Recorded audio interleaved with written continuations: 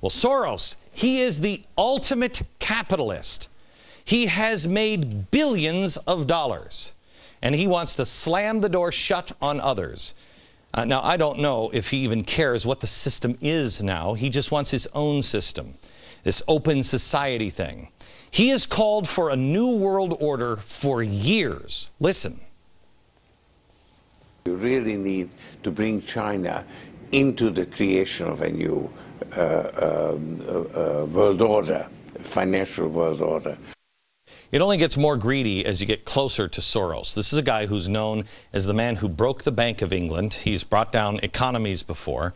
The game George Soros is playing is a game where he will financially win. Soros and his allies, the allies in the government, and not just this government. He has allies in the labor unions. He has allies everywhere. Now, not the government and labor unions because he loves America and Democratic presidents or he supports the little guy in labor disputes, but because he believes they're cards that he needs to hold to win this pie, the accomplishment of his goal, the nouveau order. Now, how do I know that?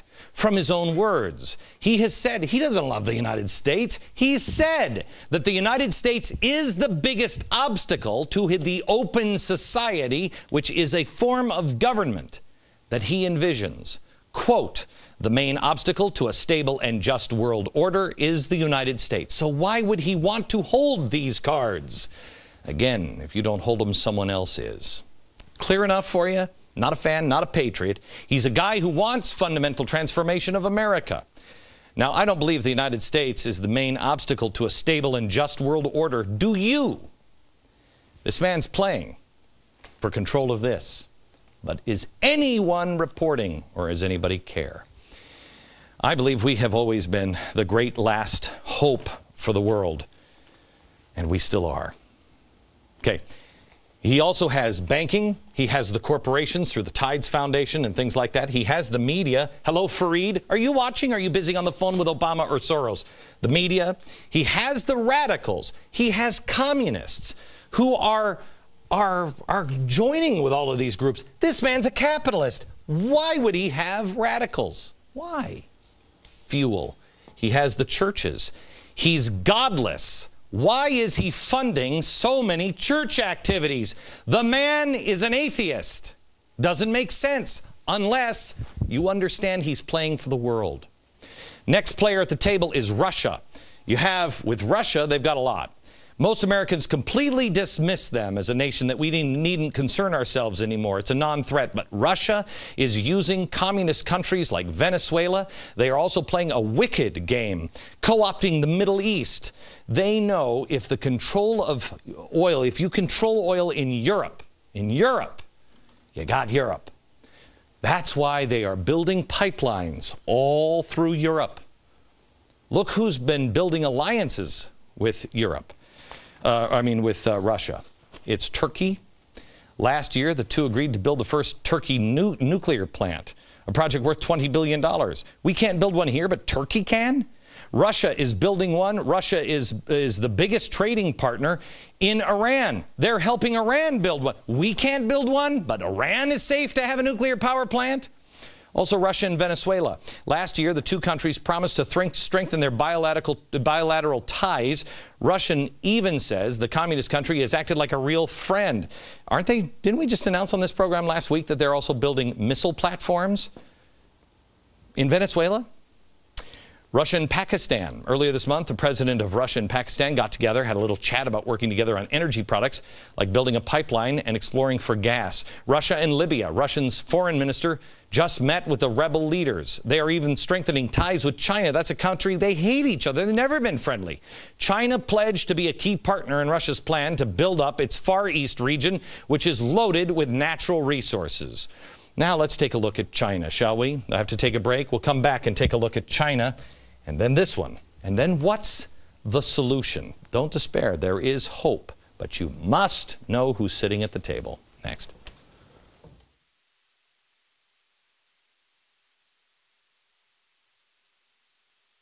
Tonight, I just want to show you the world is being divvied up. and I want to show you who the players are sitting at the table. Think of this as a poker game, and it's everything is in. And winner takes all.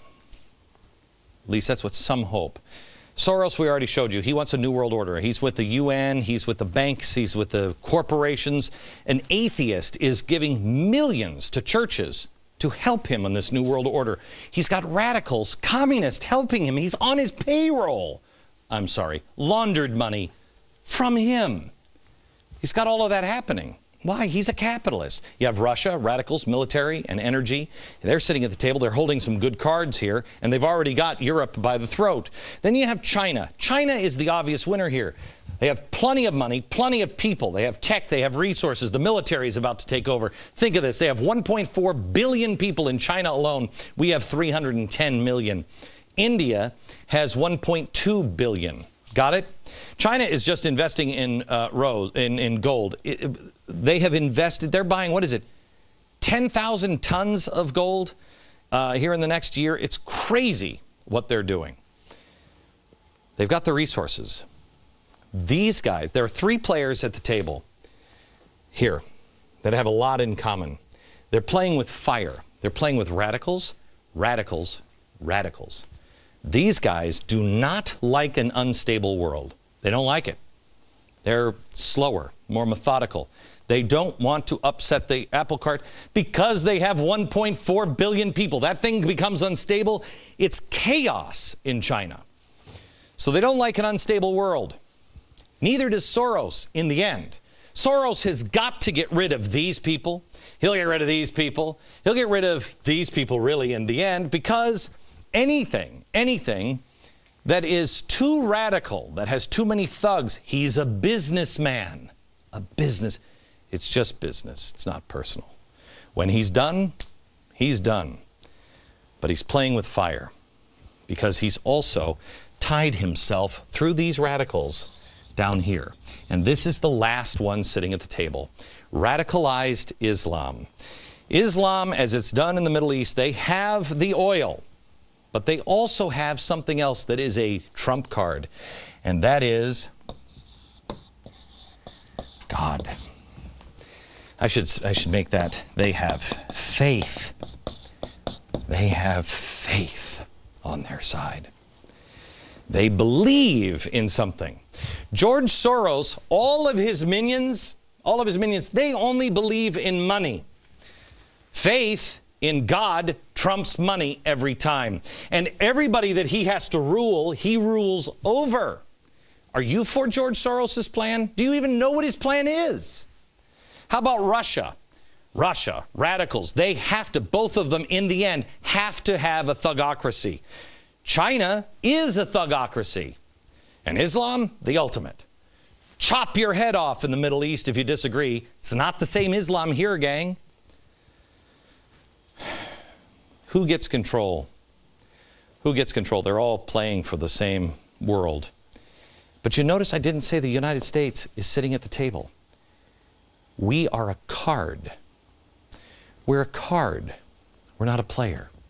If you don't think this has happened before, it has happened before.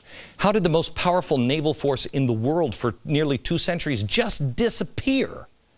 Remember when we started, we had to build new ships for England.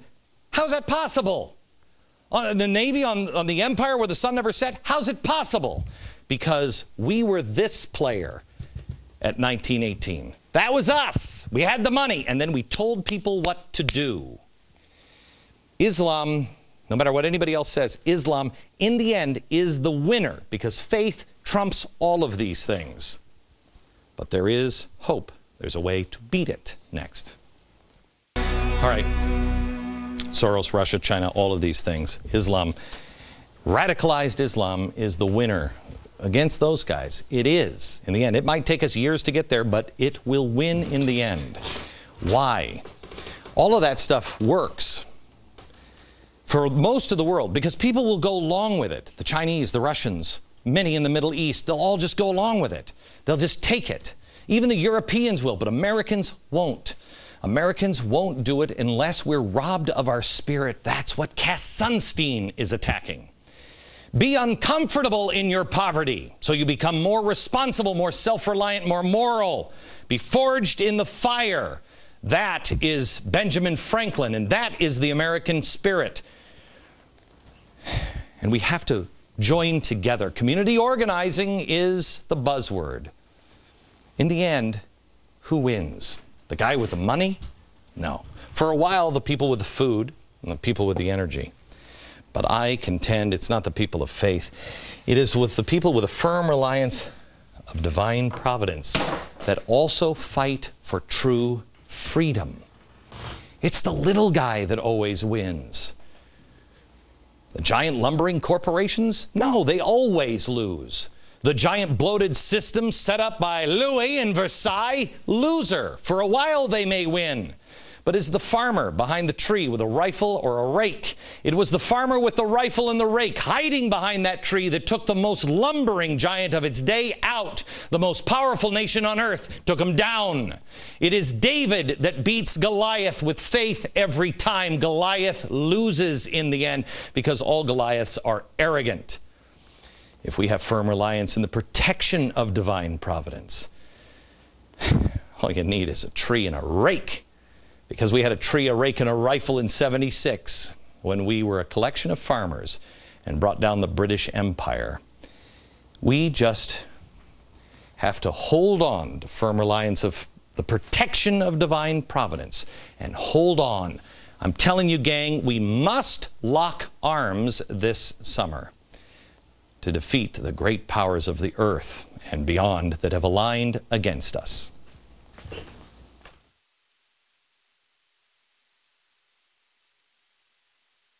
America, there might be some things that you're not following or you don't understand. I ask you to join me at glennbeck.com and try to do your own homework. Follow closely. It's your country. It's your life. It's your world. From New York, good night.